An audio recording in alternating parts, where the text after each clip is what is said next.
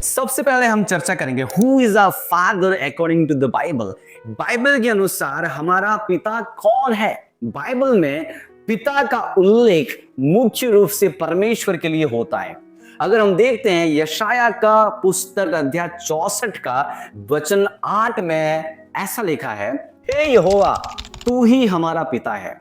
यीशु ने भी अपने चेलों को प्रार्थना करना सिखाते हुए कहा, हे हमारे पिता तू जो स्वर्ग में है, जो कि लिखा है मत्ती रचित सुसमाचार अध्याय 6 का वचन 9 में।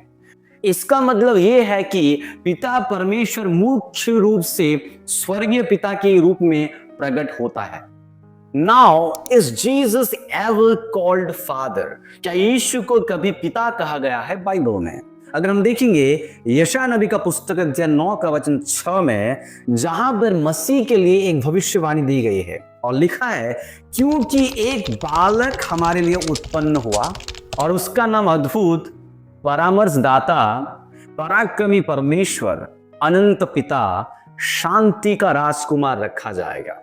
यहां यीशु को एवरलास्टिंग फादर यानी अनंत पिता कहा गया है, लेकिन क्या इसका मतलब है कि वह वही पिता परमेश्वर है?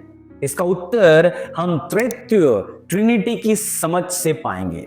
अगर हम तृतीय को समझते हैं, if we understand the trinity, मसीह विश्वास के अनुसार एक परमेश्वर है लेकिन 3 व्यक्तित्व में, पिता परमेश्वर गॉड द फादर, पुत्र यीशु मसीह गॉड द सन, पवित्र आत्मा गॉड द होली स्पिरिट। हम देखते हैं एक परमेश्वर 3 अलग अलग व्यक्तित्व में। यीशु ने स्वयं कहा, मैं पिता से प्रार्थना करूंगा और वो तुम्हें एक और सहायक देगा, जो कि लिखा है यूहन्ना का 14 का 16 वचन में। इससे स्पष्ट होता है कि यीशु और पिता अलग अलग व्यक्तित्व हैं, लेकिन एक ही परमेश्वर की तृतीय अभिव्यक्ति में। ऐसा है तो यूहन्ना अध्याय 10 का 30 में यीशु क्यों कहते हैं मैं और पिता एक है? सो इसका अर्थ क्या है? यूहन्ना अध्याय 10 का 30 में यीशु कहते हैं मैं और पिता एक हैं। इसका अर्थ ये नहीं कि यीशु और पिता एक ही व्यक्ति हैं, बल्कि यह कि वे स्वभाव, उद्देश्य और कार्य में एकता रखते हैं।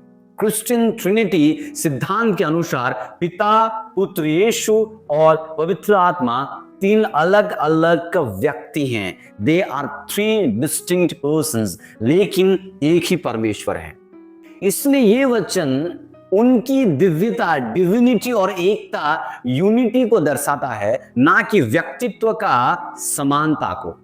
When Jesus says, I and my Father are one, he's showing his divinity, he's showing his oneness, unity with the Father God.